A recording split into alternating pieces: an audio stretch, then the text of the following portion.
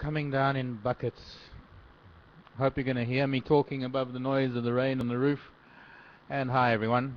I am going to do an impromptu Remarkable Creatures.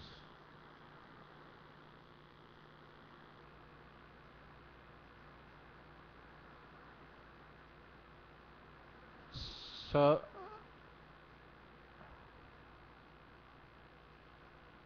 don't know if you can hear me. I don't know. I just need a message from somebody on chat. I was going to look for. I don't have that many pictures of frogs, Jules. So we're doing Remarkable Creatures. I'll try and find one of a frog or so. Thanks, Jack's telling me you're here. No, not bugs, Carrie. This is not a bug. This is a fly.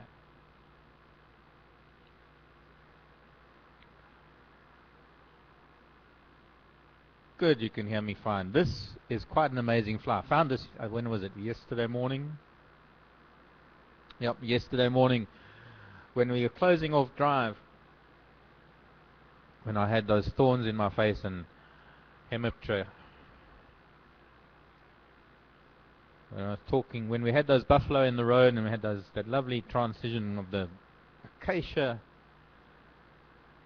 thorns in the foreground and those buffalo, and I was ending off the drive, and there was this most beautiful, it's called a robber fly, and quietly appropriately named a robber fly, because they sit on a perch and they catch insects in full flight. And he sat for me for some time. I got a couple of very nice photographs of him. Now it's going to take me a while, because normally I will spend an entire afternoon loading photographs onto Wirecast for you, and this evening, as much as I would love to just flow from one to the other, unfortunately it's going to take me a little bit of time to get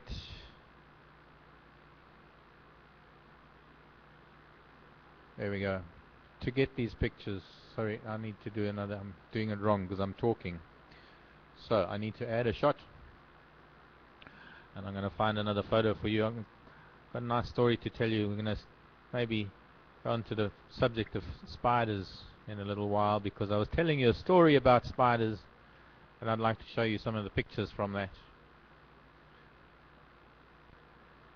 But this is the robber fly that I found on the end of drive,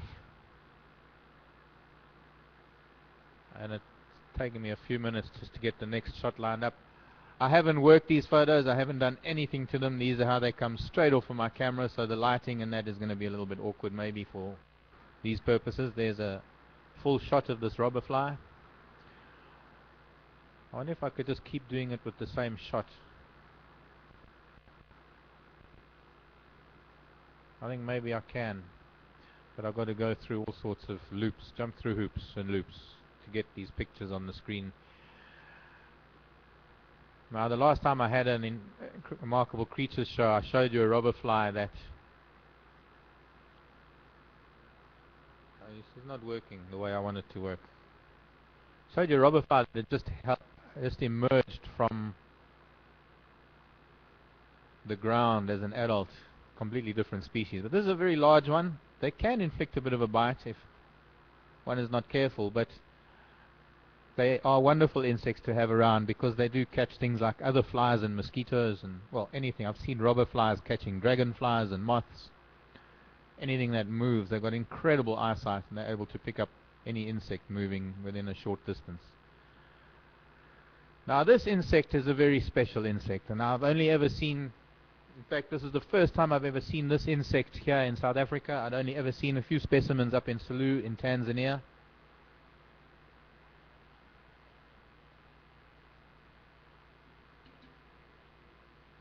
Believe it or not, this is a beetle. I'm going back to just lifting up chat again, because somebody was mentioning things in chat.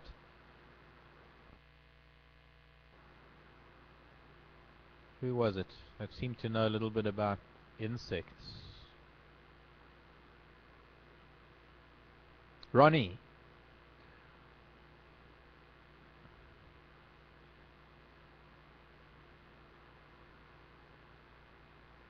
Robber fly, yes. Hello, Colin, Helen, Lynn, Lisa, Pat, Subda, and Steve, all there in Ning Chat. We're having problems opening Ning Chat at the moment, I believe. And right. Yeah, those little tufts of hair that were on the robber fly were quite impressive. Okay, now what I'm going to try and do with this insect is I'm going to try and expand, zoom it in like I did last time with some of them. Yes, I guess it does kind of look like an earwig, although, as I say, it's a beetle.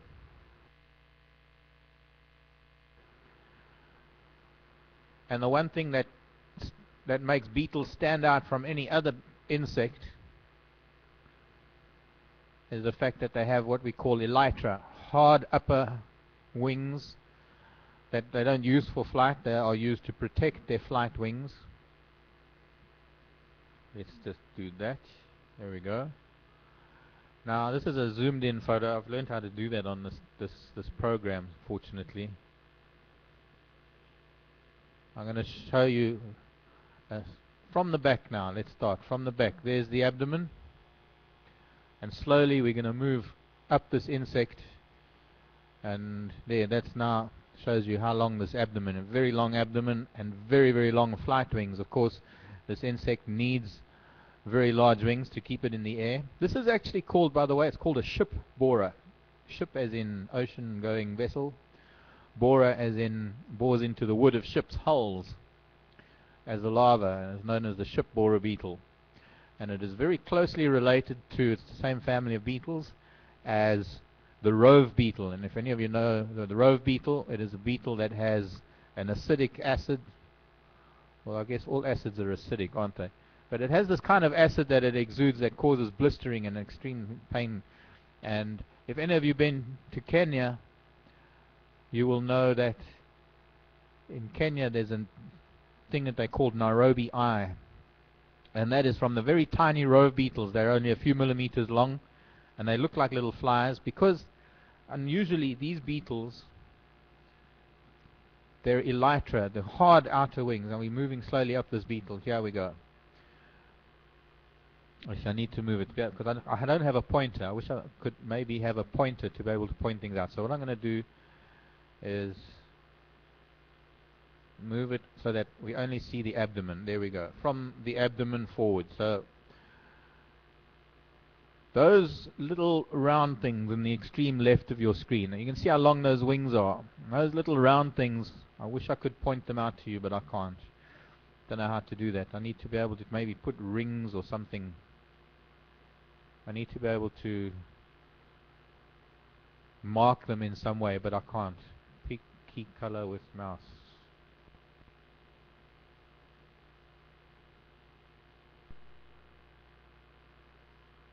No, I don't know how to do that. I'll try and learn how to do that and maybe draw circles like Tara does with the tracks. I know she does those on her photographs before she puts them on, but somehow I'll try and do that. So as I was saying, the elytra of this insect, well, the elytra is what makes the beetle a beetle. They are the hard outer wing coverings that protect the inner wings, and in the rove beetles you'll get the same proportion between the elytra and the wings. And what is amazing is that those wings fold up underneath those elytra. It's quite incredible. When we're looking at this insect is probably about 2.5 inches long. It's a very long insect. So those elytra, those wings are probably a good 1.5 inches long themselves, and they're going to fold up into those tiny little elytra, which are only a few millimeters long. That's what makes this such an incredible insect. I'm now going to just move the insect back a little bit in the picture so that you can then see the head and the eyes, very strange eyes, very small feelers. But that is what we call the ship borer beetle. Next on my list of interesting creatures is going to be, I don't know what's coming next. I've got to see what I put on the in the folder. We're going to move over to spiders. And I've got to make this smaller. because it's too big.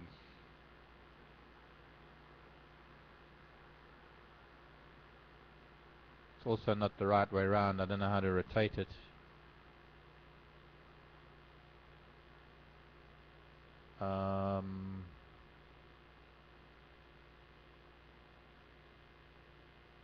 Oh, look at that effect. Look what I just found. Made a funny effect. I don't know how to rotate it. I suppose I could try zoom in a little bit. This is not coming out as much as I like, because the spiders actually should be hanging upside down. All spiders that spin webs, that live in webs, actually hang upside down. Horizontal flip. I don't want a horizontal flip. I want a vertical flip, but it's not letting me do that. This is called a kite spider, and somebody sent me a picture of a spider in their backyard that was very similar to this kite spider. It should be hanging up. The picture should be rotated 90 degrees. I didn't get a chance to do that, unfortunately. And for some reason the coloring isn't coming out too well. A little bit pixelated. But that is a kite spider. Quite amazing little spiders they are.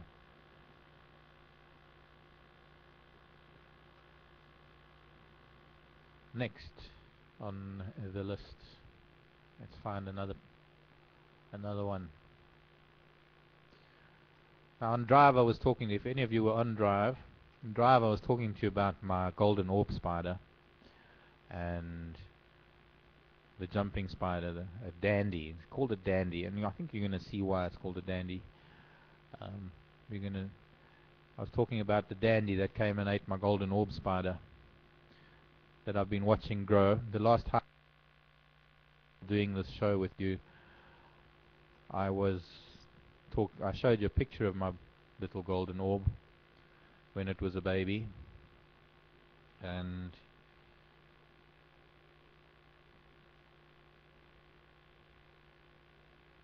sorry, I'm talking and I'm trying to position the photograph. But there, that should do it. Because of the moustache. He has a mustache.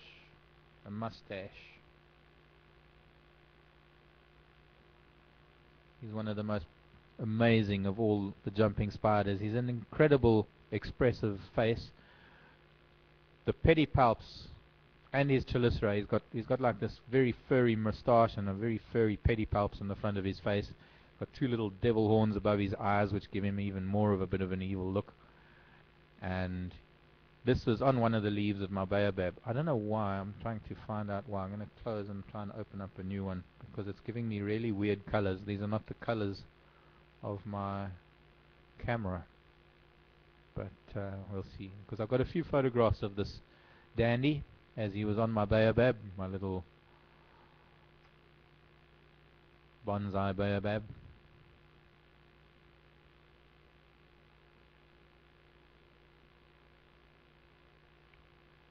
Oh, here we go. Much better colors now. I don't know, I was doing something wrong and the colors were all washed out, but now finally I've managed to bring you much better colors. Here he is. Now I'm going to try and expand that photograph so we can see his pedipalps and his moustache and those beautiful eyes. Hope I'm not scaring anybody. These are really, really beautiful spiders, and there's nothing that they can't do anything to you. They're harmless. They've got incredible eyesight. That's about as much as I can expand the photo for now. And he waggles those pedipalps and he waves them around, and he's the most expressive spider I've ever seen in my life. Now, he was approaching my golden orb spider on her web, and I got a little bit upset with him, so I put him back on a leaf. Let's just go through the sequence. I did try and film it, but I was hand holding on macro zoom, and of course just my heartbeat makes the camera jump up and down, so it's not going to really come out on video as much as I would have liked it to. But this particular photograph was when he finally made it onto the silk, the one that's coming up now. Just trying to, I don't know, sometimes this mouse doesn't, okay. Still learning things here. So from that leaf, he then moved over onto the silk of my golden orbs web. Let's see if I can. See, I'm trying to move it sideways to get it to blow up, and I need to move it up or down. But there we go. Look at those eyes. If I had a clearer picture of him and I could zoom it in, you'd probably be able to see the reflection of me taking his photograph in his eyes. And yes, it is a male. I know it's a male because it's only the male that has these feathery pedipalps that become so expressive. Needless to say, once he got onto the silk of my golden orb web that I've been watching grow, I got a little upset with him, so I gently encouraged him to move back to the tree. And this is what he looked like when I had encouraged him. He doesn't take kindly to encouragement. And this next picture is the threat display of a dandy when a human is fiddling with him. He spreads those pedipalps wide to the side and he makes a huge moustache. And then look at that. Makes an angry face. So I left him and I came back to final control and I did some work. And lo and behold, an hour later I went by to see whether he had left my golden orb alone and to see whether he had even left the tree. And I found him on another leaf, looking like this when I approached. As soon as I approached, this is what he looked like. Hang on, let me get it. Try and get the borders right. There we go. So, when I approached him, he did this to me. Almost like a grrr. Growled at me. No, actually I'm wrong. This was the same time when he was threatening me. Because when I went back after about an hour, actually he wasn't on the leaf anymore. He was back on the web. And that's what I'm looking for now, is that photograph of him back on the web. Desktop, not downloads. Desktop Marc. There we go. So after that, yeah, that's the picture I want. When I went back after an hour, and I'm repeating myself, please understand I'm multitasking here. I'm loading photographs, zooming them in, positioning them properly, and I'm trying to talk to you. But here we are. My golden orb, remember that tiny little red dot that I showed you? This is how big she was when he took her. And there he is on the silk. Now from that position, I couldn't believe my eyes. I thought that he would, especially with his weight. Now you must remember that a golden orb male is only about as, well, it's not even nearly as big as he was. Has got to walk very, very softly on her silk because she will recognize a foreign object and she might eat him or kill him. But here's this huge spider. Actually, the spider's walking on her scaffolding, so at this stage she can't feel him walking on the scaffolding. But from this position on the silk, and it was so quick. It happened. I mean, when they say in the blink of an eye, and I moved the camera as fast as I could, but literally it was a blink of an eye that he had jumped, and you wouldn't think that it would be possible. And this is going to be a blurred photo, but that's because of the action. You know, this is an action shot. This is the moment of kill where the spider actually jumps from a strand of silk to the center of her web and bites her in the back and kills her. Someone was asked, who was it, was asking about snakes eating snakes. Well, here I've got spiders eating spiders. That's why some of you might like a dandy, because it eats the golden orbs, and some of you don't like the golden orbs so much.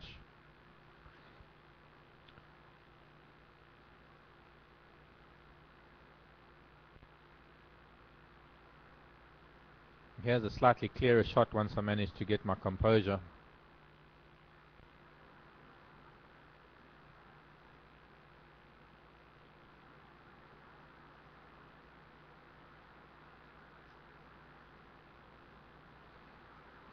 And then,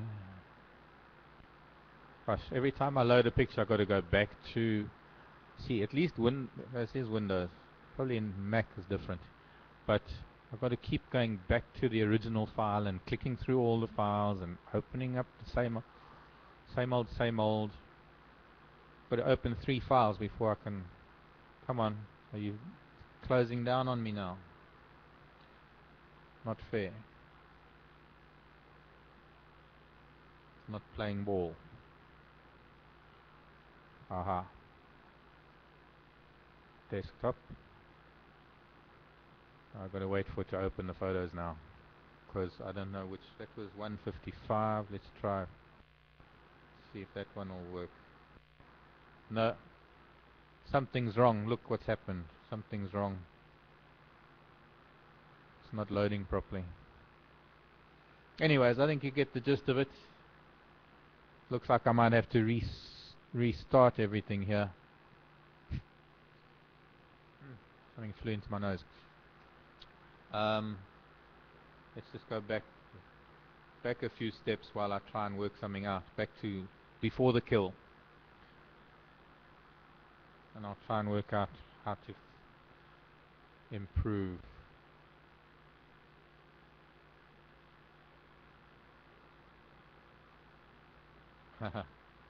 I love this feature now. The new Wirecast. I'm able to zoom in like that.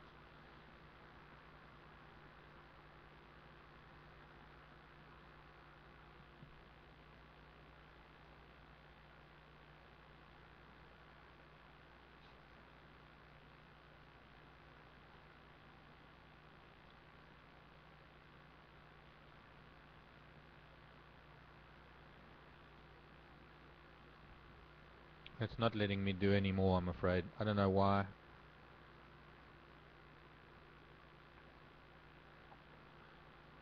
I can't open the folder and keep it open, because when I load the photographs, it automatically closes it when I load the photographs. So I know it's just one of those things. I think maybe I've just been... Anyways.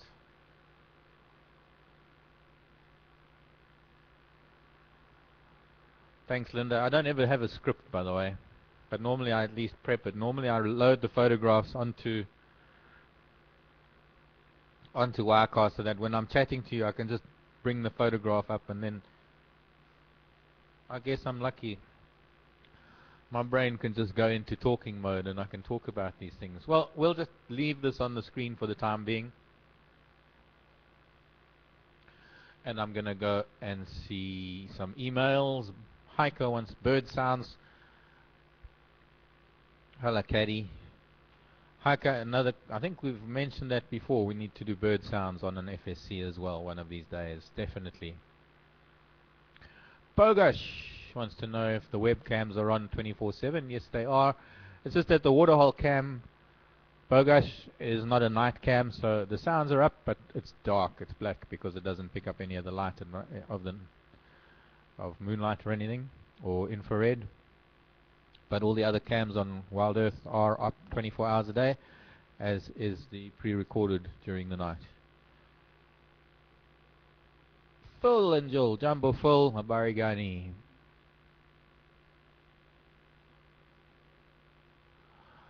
Phil wants to know if elephants from East Africa over a period of years could migrate down to South Africa. Actually, Phil, funnily that you should ask that, because when I was in Salou many years ago, there was talk of actually creating a corridor from Mozambique into southern Tanzania. So very much so. Theoretically it is possible, but I think there's still human boundaries that prevent them from doing so. But yes, it is likely, it is possible. Hello, Carolyn from California. Are there tornadoes in South Africa? Occasionally small tornadoes have ripped through parts of South Africa, but nowhere near Tornado Alley, Oklahoma, that kind of part of the world.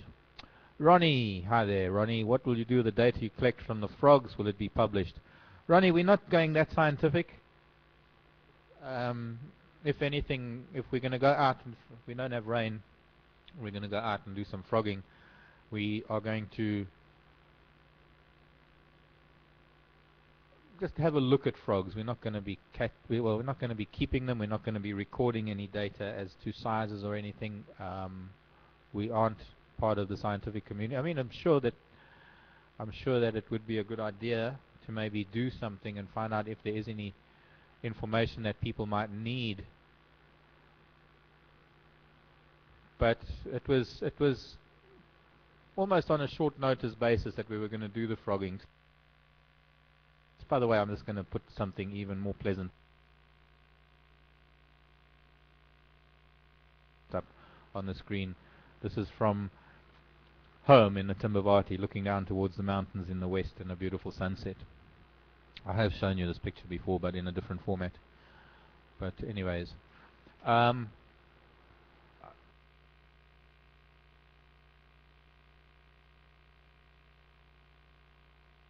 I'm sure if somebody wants data on frogs, I'll be able to find it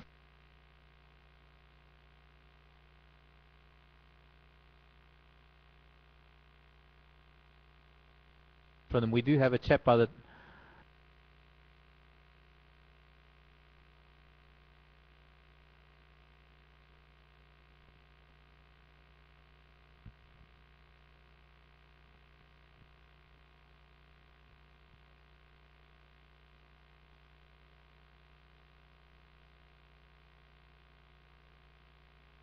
by the way, who's staying in Yuri's house, a friend of Yuri's who's a herpetologist, and I was hoping that he would join me for the frogging because he's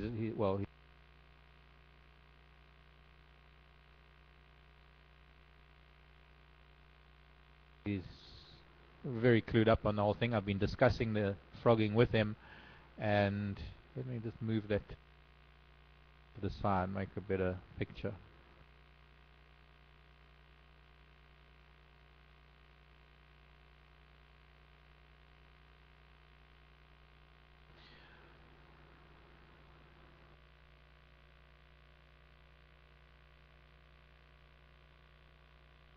There you go.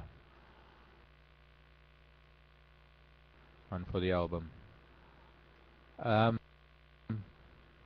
I'll ask him if there's any data he might need or that might be needed.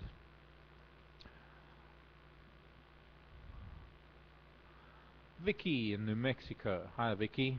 Are we moving off of subject of insects and things? You know, I think I'm actually going to leave this on rather than a black screen for the night. I think I'll leave that lovely sunset shot.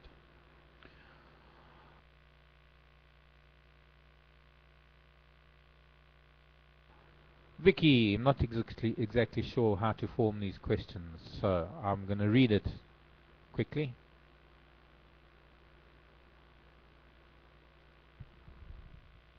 Okay. Vicky is saying, I love the deep sound the male lion made contacting his brother a couple of days ago. Seeing that we was trying to stay in contact, was he making sure the brother and other females wouldn't wander off too far, or was there another purpose? Why does the couple not follow along with the pride, just taking time out to mate every so often and then catching up? Question mark. Any idea how far off the other lions have moved? If very far, how will they all catch back up again? Enough questions from Vicky. Hope it all makes sense. Does, Vicky? Makes very good sense. And, well, the call that he makes when he's mating is mostly territorial. The other lions join in because they're all securing their territory. They're securing the bond strength amongst them and ensuring that other lion are able to hear them and other lion are going to keep away. His brother was joining in with that calling, so it was a communal call, and that will ring out through the bushveld, and that will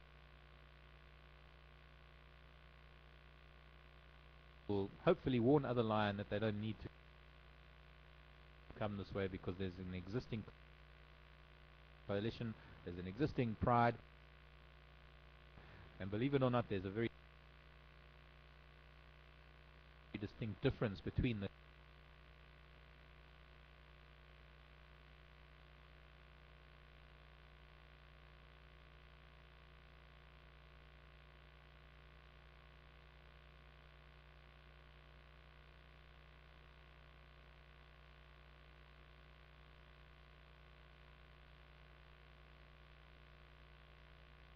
calls of a male lion and the calls of a female lion, and so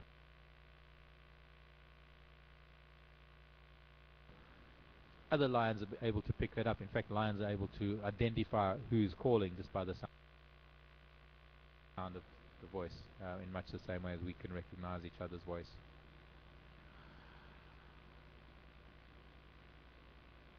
as far as whether making sure whether the brother and the other females don't wander too far off, I don't think that they have really much to say about that. The rest of the pride are likely to wander off. They must have by now. I mean, that had that baby buffalo 3 days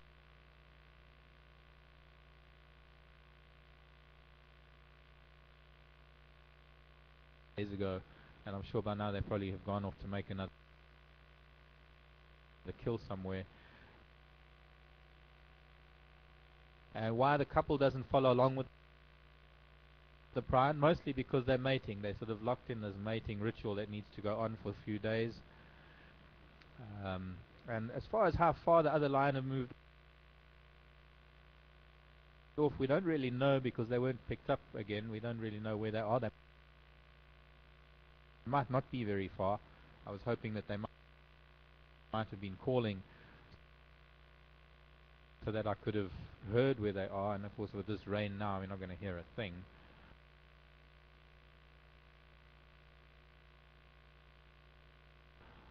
And then as far as if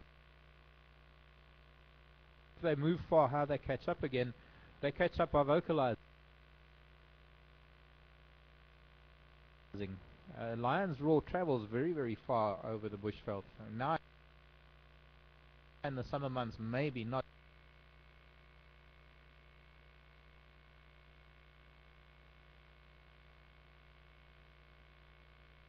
as far as the cool, dry air of winter, but the sound carries far enough within a male's territory or within the lion's territory that other lions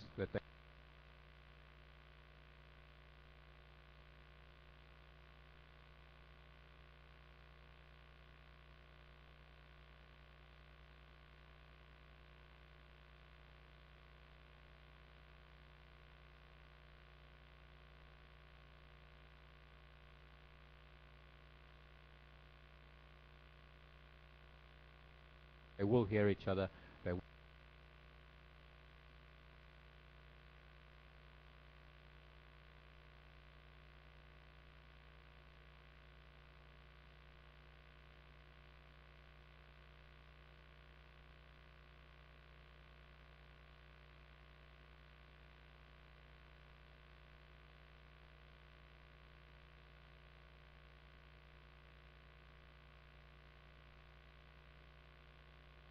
will recognize their calls, and they will most definitely be able to catch up that way.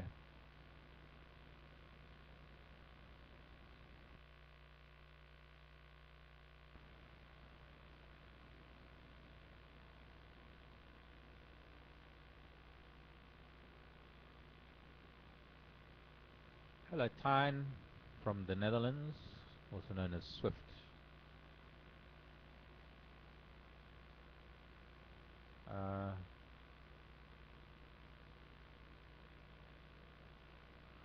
I'm not too sure what Tyne is asking. Oh, hearing the bubbling casino in the rain. Tyne just saying that she does listen to the evening sounds mostly, and the frogs are part of it. And she's recorded some of the sounds and tried to put a name on it. Tyne, there is a CD that you can get that has all the frog calls, and that sometimes the only way to identify frogs is by listening to a CD, because there's so many calls out there. Sometimes you can be out there in a marshland or a wetland, and the human ear can only pick up maybe 4 or 5 frogs, but in actual fact there might be 20 or 30 different species of frogs calling, and it's impossible to hear them all. Anat, shalom. Anat, ma shlomech? Erev tov. Anat, a question I'm not going to answer right now. It's a question about culling animals and things. not going to go into that right now. We're on a different subject. But thanks for the email anyway. I know it is a subject that some people are interested in hearing about, and it's something I need to find out a bit more info on. Well, it's getting kind of late. I need to go and get some dinner, and hopefully the rain will stop for tomorrow's drive, I'm hoping. It's coming down hard again. It's coming down in buckets.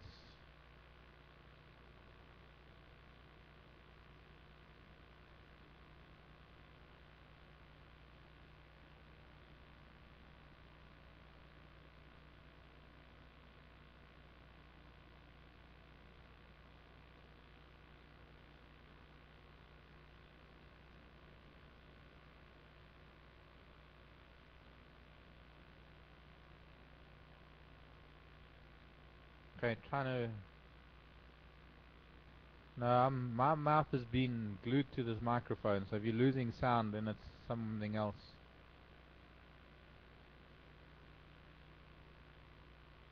Sound has been the same all along. I don't know, it might be the rain is a lot heavier and making a lot of noise.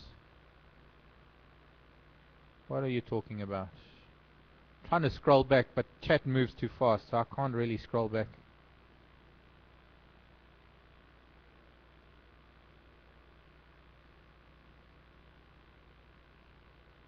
What are you talking about? Not spiders.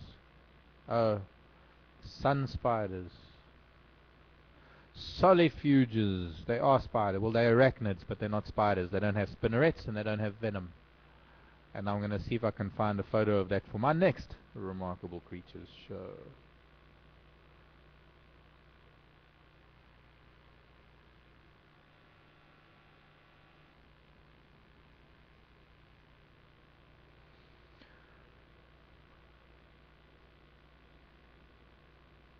Well, I'm afraid time has come, the walrus said. I'm a walrus tonight. Time has come for me to say good night, goodbye, God bless, sweet dreams. Have a wonderful week. I hope you've all had a wonderful weekend. And thank you for being here. I hope I've managed to entertain you instead of the frogs, an impromptu Remarkable Creatures show. Next time it'll flow a little bit smoother because I'll be able to load things earlier on. So, where am I? There. No one can hear me. No sound.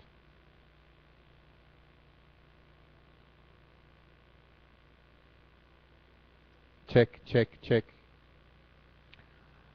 Does anyone hear me? Hello? Ground control to Major Tom. Maureen, I haven't stopped talking. So you're seeing my sunset, but nobody's hearing me. Well, internet problems, I guess. Carolyn can hear me.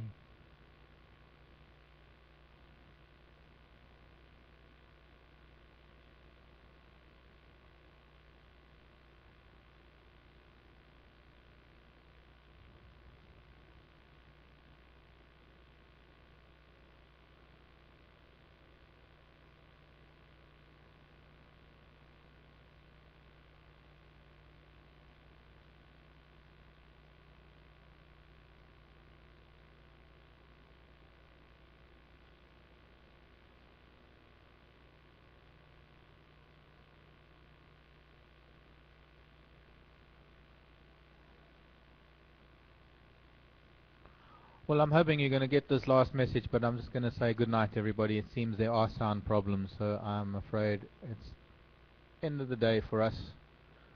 Good night, take care, and we'll see you tomorrow morning.